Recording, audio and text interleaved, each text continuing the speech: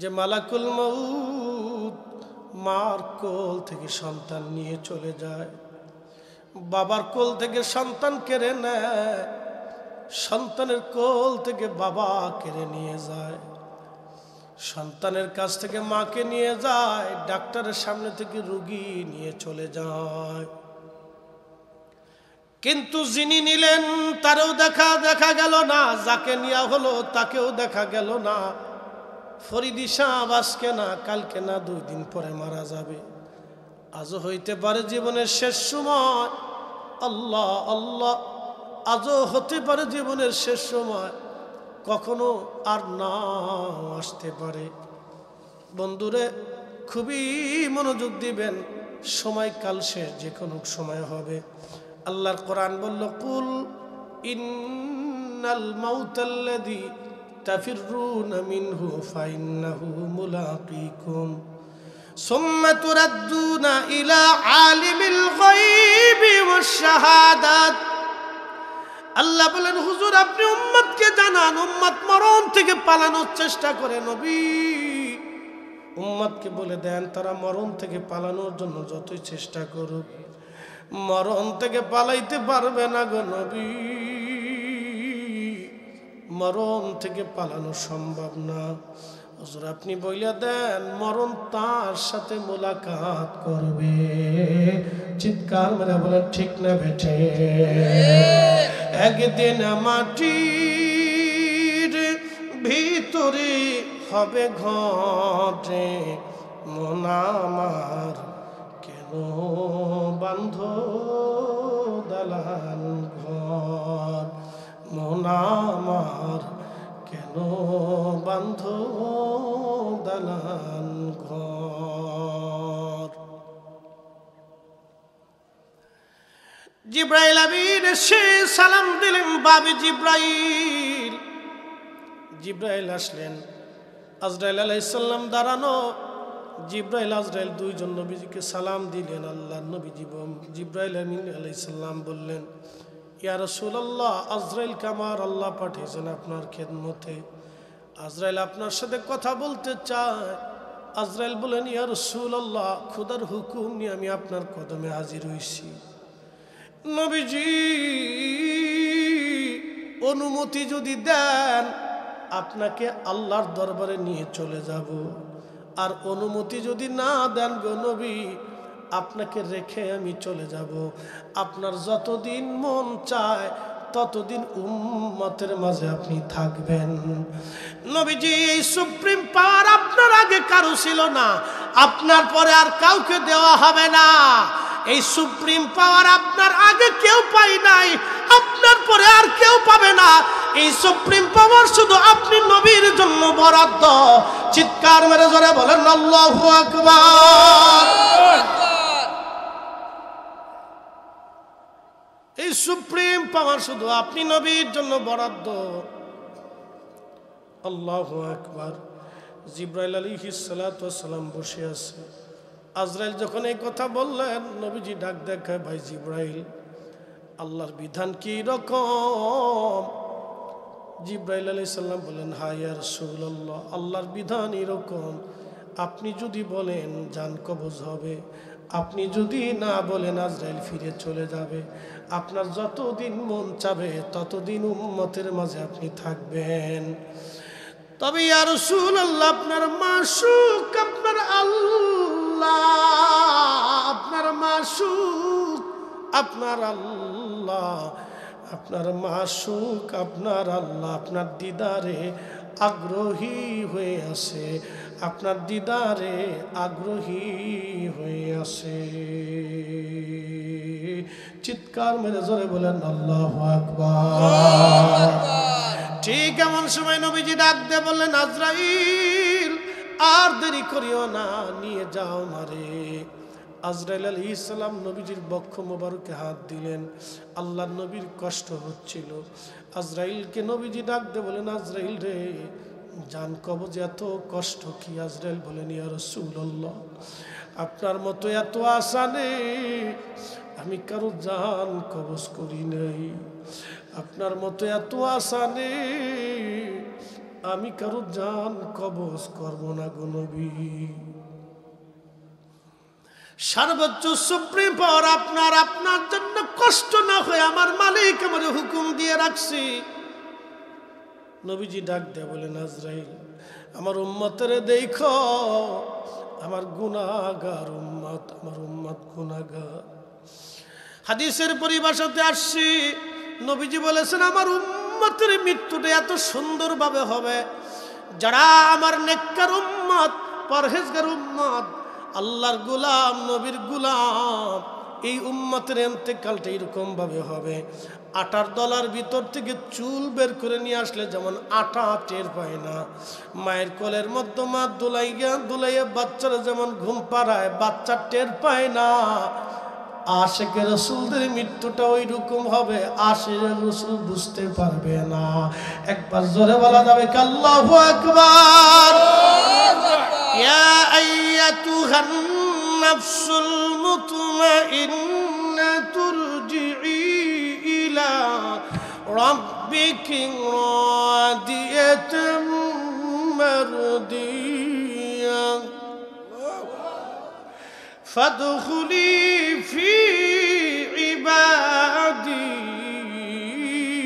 ওয়াদখুলি জান্নাতি।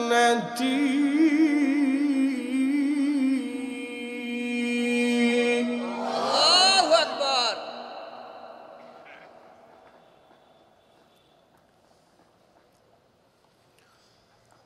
আল্লাহর কোরআন বলতেছে হে নফসে মুতমাইন্না, প্রশান্ত আত্মা।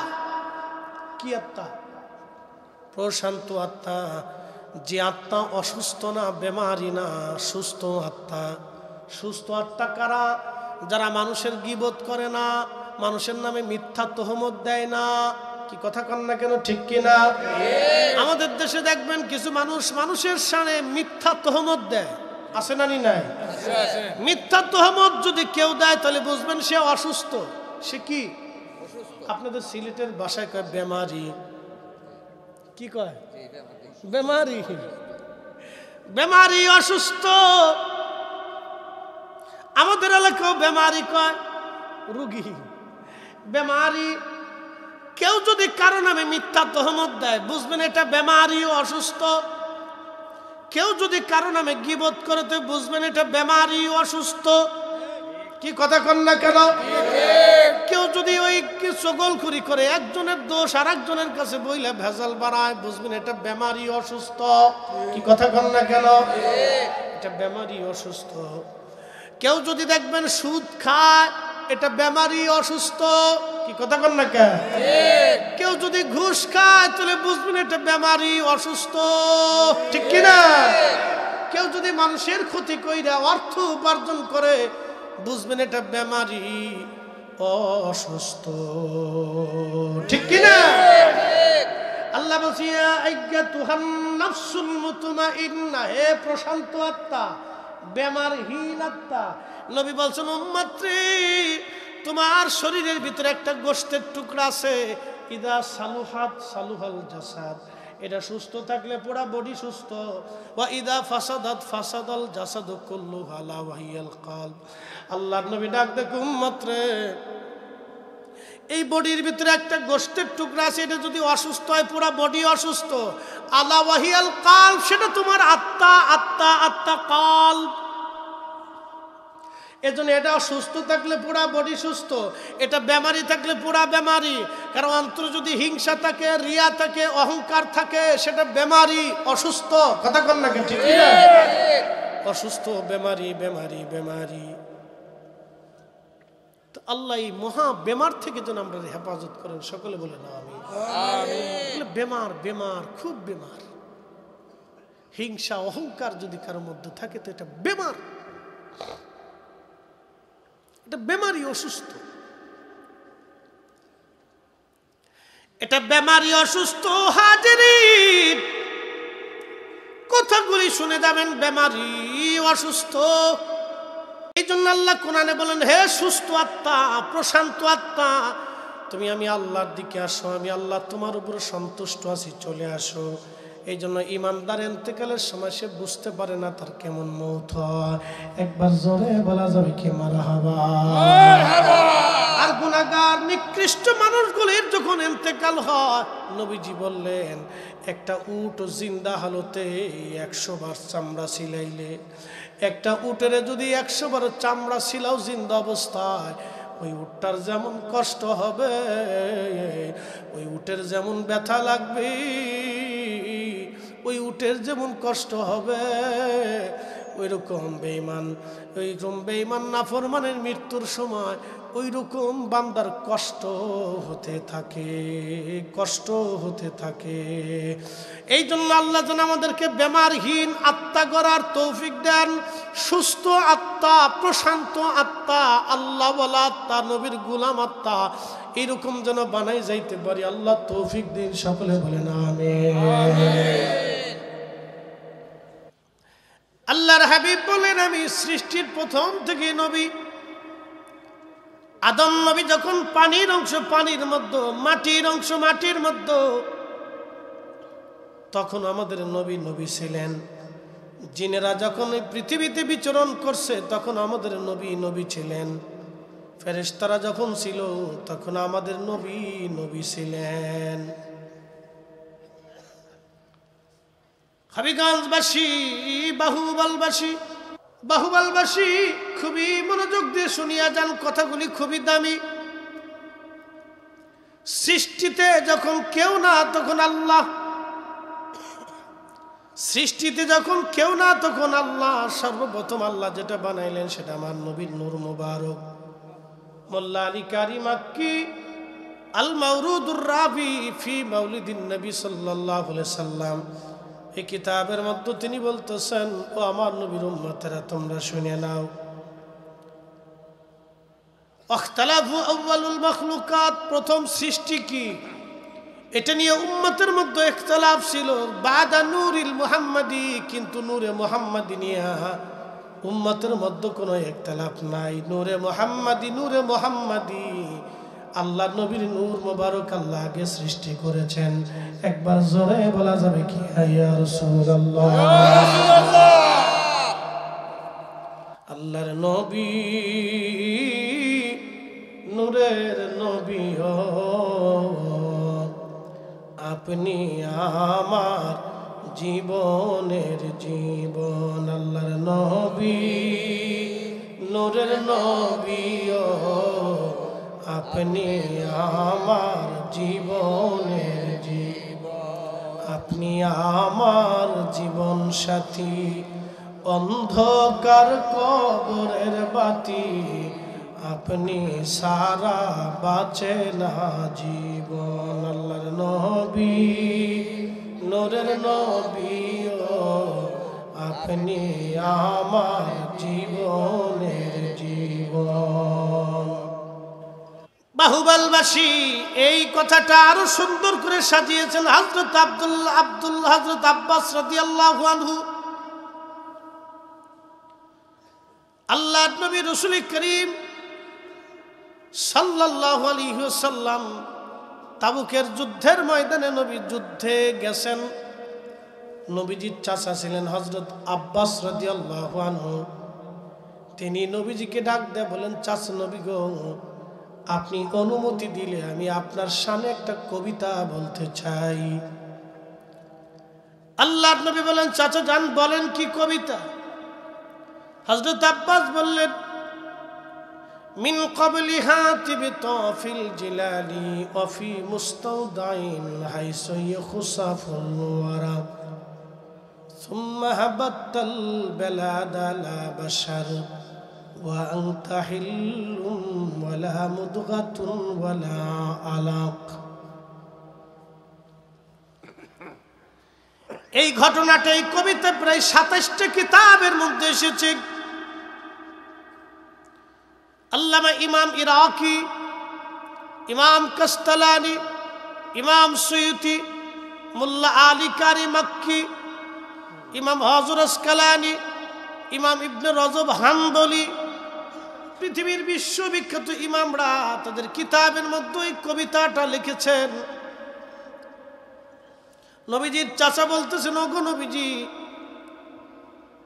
ইয়া রাসূলুল্লাহ, আদম নবী যখন জান্নাতের ভিতরে ঘোরাফেরা করে, আদম নবী একা ছিল না, আপনি নবী আদমের পবিত্র সেকেমে ছিলেন। একবার জোরে বলা যাবে কি ইয়া রাসূলুল্লাহ? আল্লাহু আকবার। আদম নবী একা না, আপনি নবী আদমের সাথে ছিলেন। সুম্মা হাবাতাল বালাদা আলা বাশার, আদম যখন দুনিয়াতে আল্লাহ তারে পাঠাই দিলেন, তখন আপনি নবী আদম নবী একা ছিল না, আপনি নবী আদমের সাথেই ছিলেন। লা মুদগাতুন, গোশতের টুকরো না, রক্তখণ্ড না, ওয়ালা মুদগাতুন ওয়ালা আলাগ, আপনি না ছিলেন মানুষ, না ছিলেন গোশতখণ্ড, না ছিলেন রক্তপিণ্ড। তুনকালু মিন সালিবিন। এরপরে হযরত ইবনে আব্বাস বলেন, ইয়া রাসূলুল্লাহ, হযরত নূহ নবী যখন কিস্তির মধ্যে ছিল, তখন আপনি নূহ নবীর সঙ্গে ছিলেন। সব নসর প্রতিমা পূজারীরা আগুনের মধ্যে, পানির মধ্যে ডুবে মারা গেল, আপনি নবীজি তখন নূহ নবীর কিস্তির মধ্যে ছিলেন, নূহ নবীর সঙ্গে ছিলেন।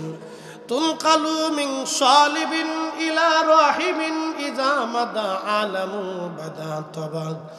নবী গো, নবীজি, আল্লাহ আপনার পবিত্র সুল থেকে রেহেম, রেহেম থেকে সুল করে করে আল্লাহ দুনিয়াতে আনতে আনতে আপনার আব্বা আম্মার মাধ্যমে আল্লাহ দুনিয়ার ভিতরে আমাদের মাঝে পাঠিয়ে দিলেন। একবার জোরে বলা যাবে কি ইয়া রাসূলুল্লাহ? আল্লাহু আকবার। আল্লাহর নবীর নবুয়ত সৃষ্টির শুরু থেকে চালু হয়েছে। বাহুবলবাসী মনোযোগ দিয়ে শুনে যান, সৃষ্টির প্রারম্ভ থেকে নবীজির নবুয়ত চালু হয়ে গেল। আল্লাহু আকবার, আল্লাহু আকবার। আল্লাহ নবীর এত শান আর এত সম্মান, এটা বলে বলে ভাষায় প্রকাশ করার মতো না। এই জন্য কবি কাজী নজরুল কত চমৎকার লিখেছেন, আমি যদি আরব হতাম মদিনারি পথ, সেই পথ দিয়ে হেঁটে যাইতেন নূর নবী হযরত, নূর নবী হযরত।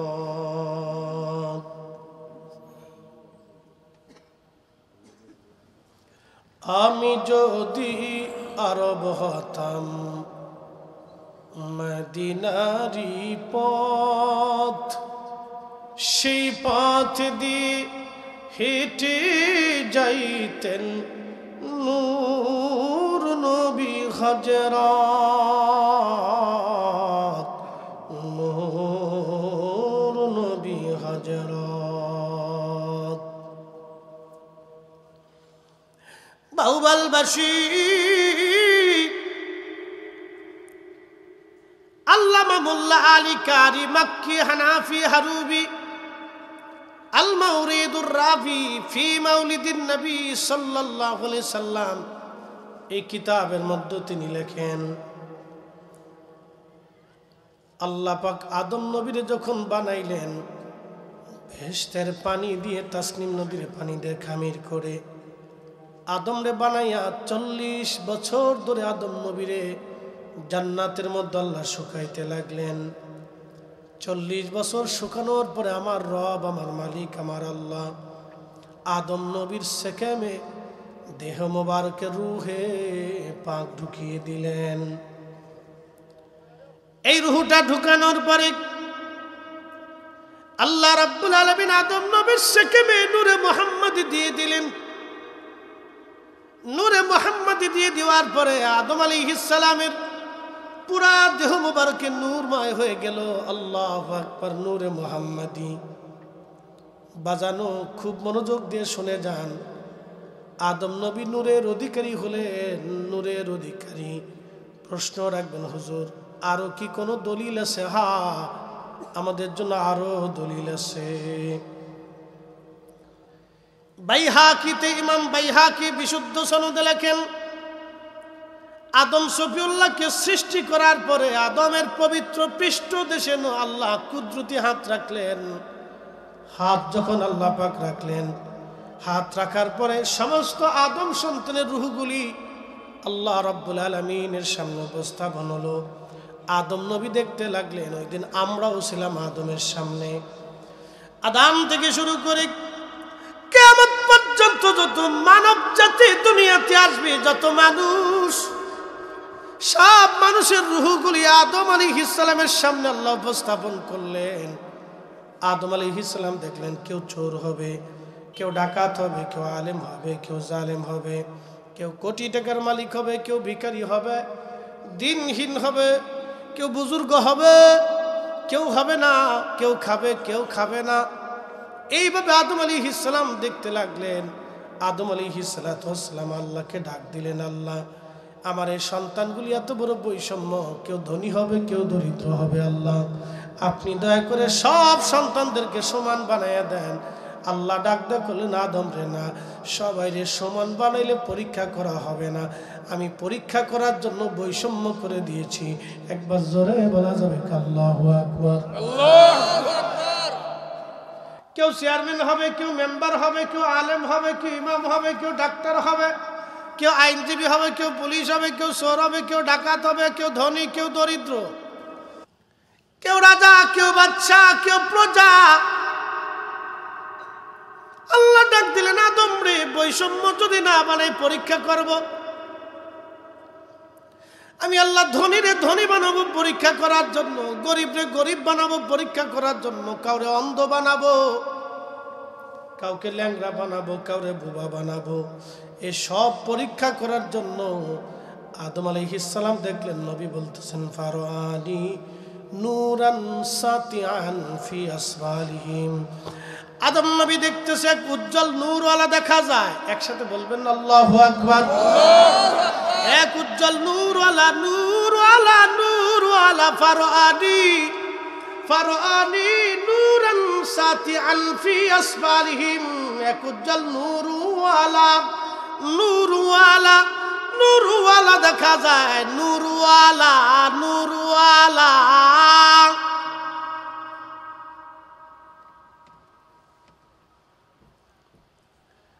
আদম নবী জিজ্ঞেস করলেন, ইয়া রাব মান হাযা, আল্লাহ নূরওয়ালা কে? আল্লাহ পাক ডাক দিয়ে বলেন, হাযা ইবনুকা আহমদ, ইনি তোমার সন্তান মুহাম্মাদুর রাসূলুল্লাহ সাল্লাল্লাহু আলাইহি ওয়াসাল্লাম। একবার জোরে জোরে বলা যাবে কি মারহাবা। শ্রেষ্ঠ নবী দিলাম মুরিদ, তরিয়ে নিতে রোজাসুরি, ঠিক কি না?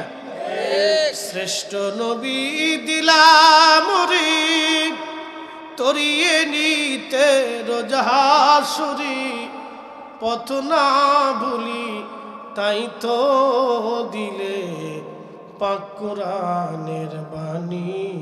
খুদা তোমার মেহেরবানি, খুদা তোমার মেহেরবানি।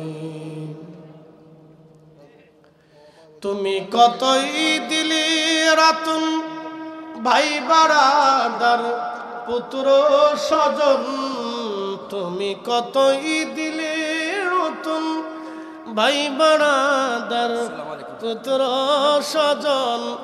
ক্ষুধা পেলি অন্ন জুগাও, ক্ষুধা পেলি অন্ন জুগাও, মানি চাই না মানি, খুদা তোমার মেহেরবানি।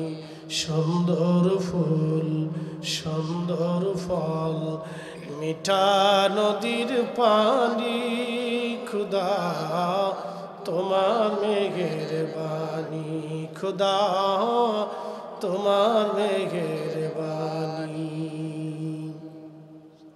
এই কোরআন আল্লাহ বলছেন, বাদা খালকাল ইনসানি মিন তুরাব, আমি মানুষের সৃষ্টির সূচনা করেছি মাটি থেকে, সুম্মা জাআলা নাসলাহু, এরপরে তার বংশ বৃদ্ধি করেছি, মিন সুলালাতিন মিন মাইন মাহিন। আল্লাহু আকবার। আমি তার বংশ বৃদ্ধি করেছি রক্ত, এই যে শরীরের নির্যাস, মিন মাইন মাহিন, ধাবমান পানি, যেটাকে নুতফা বলা হয়, পানি পানি পানি, এই পানি থেকে আমি মানুষ বানাইলাম, বংশ বৃদ্ধি করলাম। তাহলে আদম নবী হলো সর্বপ্রথম মাটির মানুষ, আদম থেকে পানির উৎপত্তি হলো। এই যে নুতফা, এটা আদমের মাটি থেকে উৎপন্ন হলো। এই মাটির সাথে শুধু মাটি ছিল না, মাটি ছিল, পানি ছিল, আগুন ছিল, বাতাস ছিল। এই দেহের মধ্যে 4টে পদার্থ, 1 নম্বরে মাটি, 2 নম্বরে পানি, 3 নম্বরে বাতাস, নিঃশ্বাস। তাহলে আগুন, পানি, মাটি, বাতাস, 4টে পদার্থ দিয়ে আল্লাহ মানুষ বানাইলো। একসাথে বলবেন আল্লাহু আকবার। আল্লাহু আকবার। 4 রঙের মশলা দিয়া যে কইরাছে তোর গঠন, 4 রঙের মশলা দিয়া, আগুন, পানি, মাটি, বাতাস, একই যোগে করিয়া প্রকাশ। আগুন, পানি, মাটি, বাতাস, একই যোগে করিয়া প্রকাশ। দেখিলি না তুই কইরা তালাশ, ওরে দেখিলি না তুই কইরা তালাশ, কোন জায়গা সে মহাজন। 4 রঙের মশলা দিয়া, 4 রঙের মশলা দিয়া যে কইরা সে তোর গঠন, 4 রঙের মশলা দিয়া।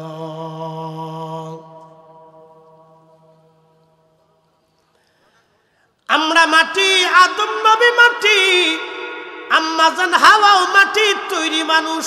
কারণ আম্মাজান হাওয়াকে আল্লাহ আদম সৈফুল্লাহর বাম পাজরের কিঞ্চিত একটা বাঁকা হাড় দিয়ে বানাইলেন। আদম নবী যেহেতু মাটি, হাড়ও মাটি। কি কথা ঠিক কিনা? কিন্তু এখন প্রশ্ন, ওই সময় মাটির মানুষ আমার নবীরে দেখলেন ফারআনি নূরান, উজ্জ্বল নূরওয়ালা। একসাথে কোন আল্লাহু আকবার। আল্লাহু আকবার। কি বলা? জোরে কোন, জোরে কোন। কি বলা? নূরওয়ালা। কি বলা? নূরওয়ালা। আর আদম আলাইহিস সালাম কি বলা? মাটিওয়ালা।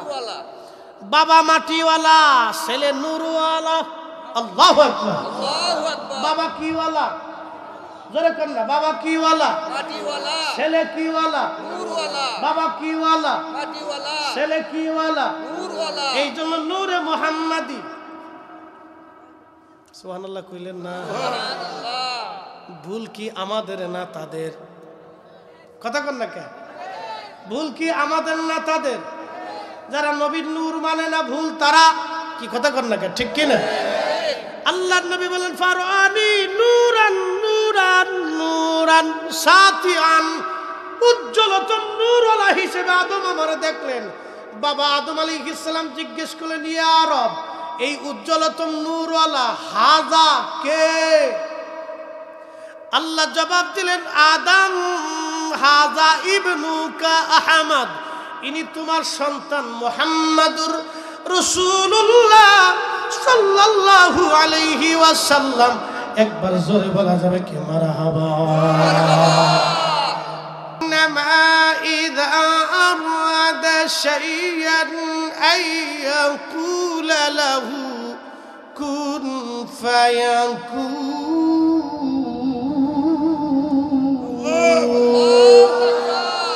আল্লাহ কোনো কিছু সৃষ্টি করার ইচ্ছা করলে শুধু বলেন হইয়া যাও, সাথে সাথে হইয়া যায়। কথা কন না, ঠিক কিনা?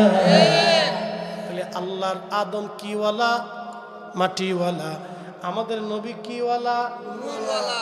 আদম নবী কিওয়ালা? আমাদের নবী কিওয়ালা? নূরওয়ালা। বুঝে গেছে। আল্লাহ ডাক দে হাযা ইবনুকা আহমদ, ইনি তোমার সন্তান, তবে নবী কিন্তু মানুষ। নবী কি কথা কর না, নবী কি মানুষ। আদমের আসল মাটি, আমার নবী রাসূল নূর। একসাথে কইলেন আল্লাহু আকবার। আল্লাহু আকবার। আদম নবী মাটিওয়ালা, আমাদের নবী নূরওয়ালা, নূরওয়ালা, নূরওয়ালা। এই জন্য আল্লাহ বলেন কদ জাআকুম মিনাল্লাহি নূর। আল্লাহু আকবার। আমি আল্লাহ আমার পক্ষ থেকে তোমাদের মাঝে নূর পাঠিয়েছি।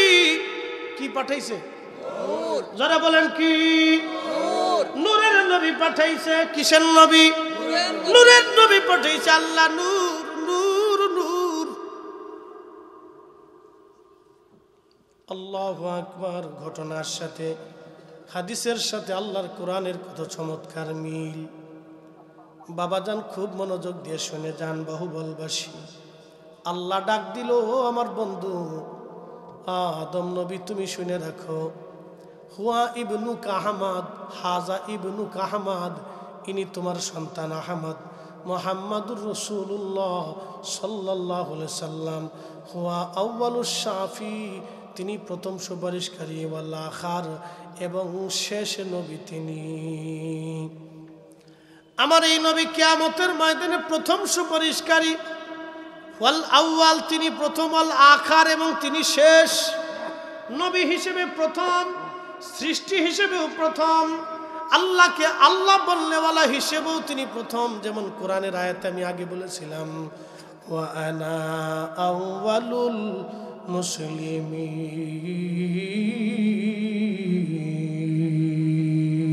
আল্লাহু আকবার। সৃষ্টির মধ্যে আমার নবীর অস্তিত্ব প্রথম। কথা কর না কে? আউয়ালুল মুসলিমিন মানে কি? আপনি সর্বপ্রথম। আমি আল্লাহকে আল্লাহ বলে স্বীকার করছি।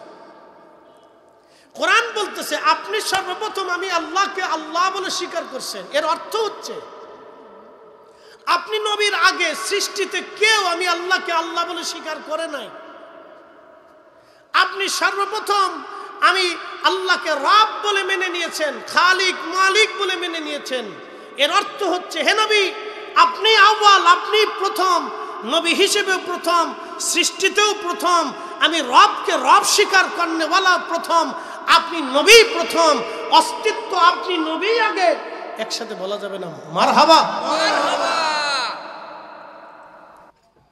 আহা, এই জন্য কাজী নজরুল কত চমৎকার লিখেছেন, আল্লাহকে যে পাইতে চায় হযরতকে ভালোবেসে, আরশ কুরসি লৌহ কলম না চাহিতেই পেয়েছে সে।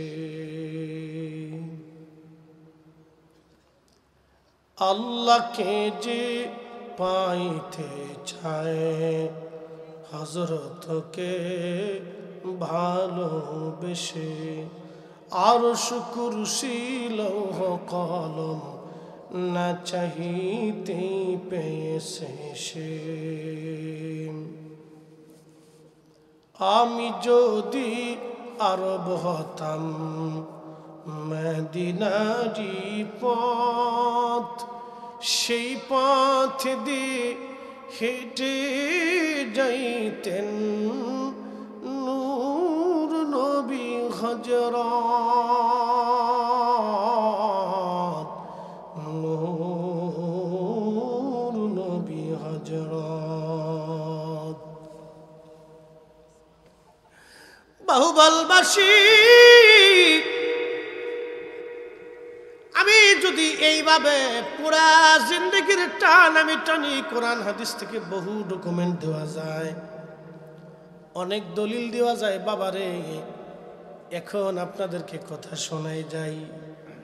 ভাইজান, আমার নবীর নবুয়ত শুরু সৃষ্টির প্রথম থেকে, কিন্তু কোরআন শরীফ নাজিল হয়েছে 40 বছর বয়সে। কি কথা কন না কে? কোরআন নাজিল হয়েছে 40 বছর বয়স থেকে। এই কোরআন আল্লাহ নাজিল করলেন 40 বছর বয়স থেকে। এই কোরআন নাজিল করলেন আমার আল্লাহ 40 বছর বয়স থেকে আমার নবীর কাল মুবারকে। আহা 40 বছর বয়স থেকে কাল মুবারকে কোরআন নাজিল করলেন। কিন্তু একটা কথা মনে রাখবেন, 40 বছর আগে কোরআন আসার আগে আমার নবীকে একটা মিথ্যা কথা বলছে। একসাথে জবাব দিবেন, জোরে বলেন। 40 বছর আগে কোরআন যখন নাজিল হয় নাই, তখন কি রাসূল করিম একটা মিথ্যা শব্দ কখনো বলছে? না। একটা বাজে শব্দ মুখ থেকে কখনো আনছে? না। একটা কুশব্দ কি রাসূলের জবান থেকে বের হইছে? না। নবীজির চরিত্রের ভিতরে চুল পরিমাণ কি কোনো খাতা ছিল? না। আমানতের সামান্য চুল পরিমাণ কি ত্রুটি ছিল? না। কাউকে কোনোদিন কি ভুলেও কোনোদিন বকা ঝকা কোনো কিছু করেছে? না। কখনো কি কোনো কাউকে আঘাত করেছে? না। আল্লাহু আকবার। এজন্য সৃষ্টির প্রথম থেকে তিনি নবী।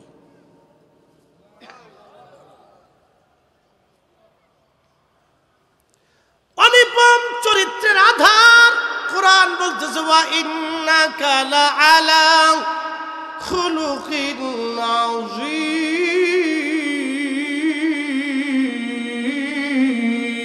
আল্লাহু আকবার। ত্রিভুবনের প্রিয় মুহাম্মদ বলেন, ত্রিভুবনের প্রিয় মুহাম্মদ এলো রে দুনিয়ায় রে সাগর আকাশ বাতাস দেখবি যদি আয় রে সাগর আকাশ বাতাস দেখবি যদি। ধুলির ধরা বেহেশত আজ জয় করিল দিল রে লাজ, আজকে খুশির ঢল নেমেছে ধূসর সাহারায় রে সাগর আকাশ বাতাস দেখবি যদি আয় রে সাগর আকাশ বাতাস দেখবি যদি।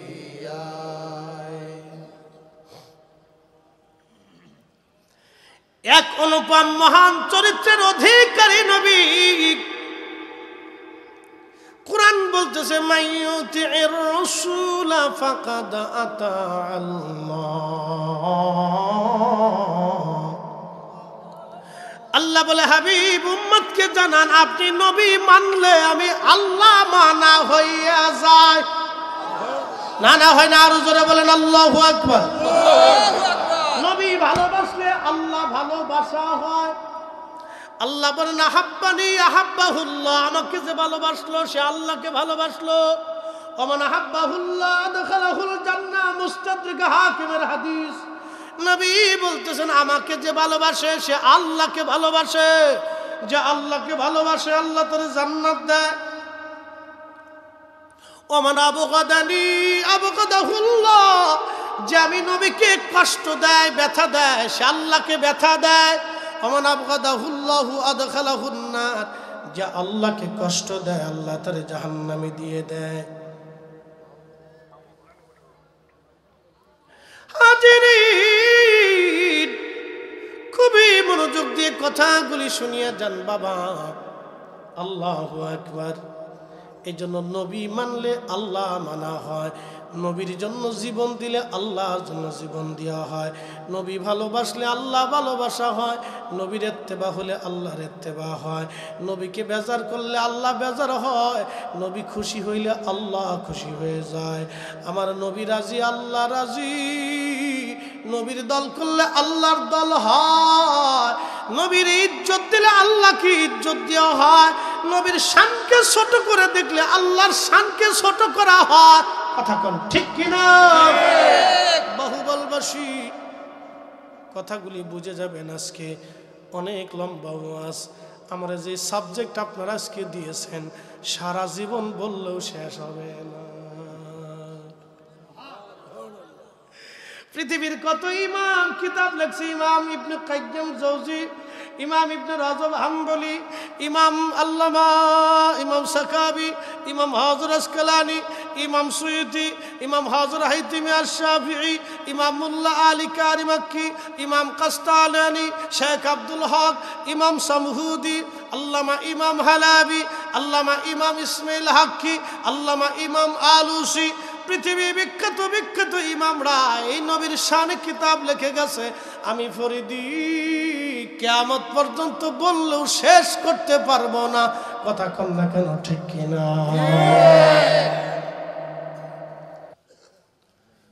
ও নবীর উম্মত, খুবই মনোযোগ। আল্লাহর হাবিব দুনিয়াতে 63 বছরের একটা জীবনে 40 বছর বয়সে কোরআন নাজিল হলো। এরপরে বাকি 23 বছর এই কোরআনের জিন্দেগিতে, অর্থাৎ কোরআন নাজিল হওয়ার সময়ে 23 বছরের জীবনে, এই 23 বছরের একটা ছোট্ট সময় পাওয়ার পরও নবীজি আল্লাহু আকবার 1.25 লক্ষ সাহাবী নিয়ে বিদায় হজের ভাষণ আমার নবীজি দিয়েছিলেন। একজন দুইজন সাহাবী না, 1.25 লক্ষ সাহাবী ওই সময় নবীর দরবারে। আল্লাহ কত কঠিন সময় তিনি কালেমার দাওয়াত দিয়েছিলেন, আপনার শুনলে গা শিহরে উঠবে। যখন মানুষ জিন্দা তার কন্যা সন্তানকে জিন্দা কবর দিত, এতই কঠিন হৃদয়ের অধিকারী, এতই জটিল হৃদয়ের অধিকারী ছিলেন ওই সময়ের মানুষ। তারা জীবন্ত মেয়েকে, কন্যা সন্তানকে কবর দিত, কিন্তু তাদের অন্তরে বিন্দু মাত্র ব্যথা লাগতো না। ওই সময় আমার নবীজি তাদের কাছে কালেমার দাওয়াত পৌঁছাইলেন। তাহলে তারা কত কঠিন হৃদয়ের অধিকারী ছিল। এই কঠিন হৃদয়ের অধিকারী মানুষের মাঝে কালেমার দাওয়াত দিও আল্লাহর নবীর জমানায় 1.25 লক্ষ সাহাবী কালেমা পড়ে মুসলমান হয়ে গেল। চিৎকার মেরে জোরে বলবেন আল্লাহু আকবার। আর তো মহিলা ছিল, পরিবার ছিল, শুধু পুরুষ সাহাবীর সংখ্যাই ছিল তো তখন 1.25 লক্ষ। আর তো মহিলা সাহাবী ছিল, ফ্যামিলি ছিল, বাচ্চা কাচ্চা ছিল, আত্মীয় স্বজনরাও ছিল। শুধু বিদায় হজের সময় 1.25 লক্ষ সাহাবী উপস্থিত। আল্লাহু আকবার, আল্লাহু আকবার। কথাটা বুঝতে হবে বাবাজি। আল্লাহর নবী এই সময় কালেমার দাওয়াত দিলেন। আল্লাহ যখন আরবের মানুষ রুক্ষ স্বভাবের, তাহলে আপনি বুঝেন তো আমার নবীজির শান এবং মান কত বুলন্দ ছিল, কত বুলন্দ ছিল। রাসূল করিমের শান, ইজ্জত, আজমত কত না বুলন্দ ছিল। এই বর্ণনা শেষ করার মতো না। সাহাবীরা হৃদয় কেটে কেটে জীবন দিয়ে দিয়ে রাসূলের ভালোবাসার প্রমাণ দিয়ে গেল সাহাবীরা। আল্লাহু আকবার। নবীজির জীবনের শেষ প্রান্ত চলে আসছে, শেষ প্রান্তে চলে আসছে। আল্লাহু আকবার। একেবারে 63 বছরের কাল এসে গেল। আল্লাহর নবী অসুস্থ হয়ে গেলেন। 3 দিনের মাথায় নবীজি বেশি অসুস্থ হয়ে পড়লেন। বাইহাকি শরীফের মধ্যে এসেছে, আল্লাহ জিব্রাইলকে পাঠাই দেয়া বলেন, জিব্রাইল যাও, আমার নবী অসুস্থ, খোঁজ নিয়ে আসো আমার নবী কেমন আছে।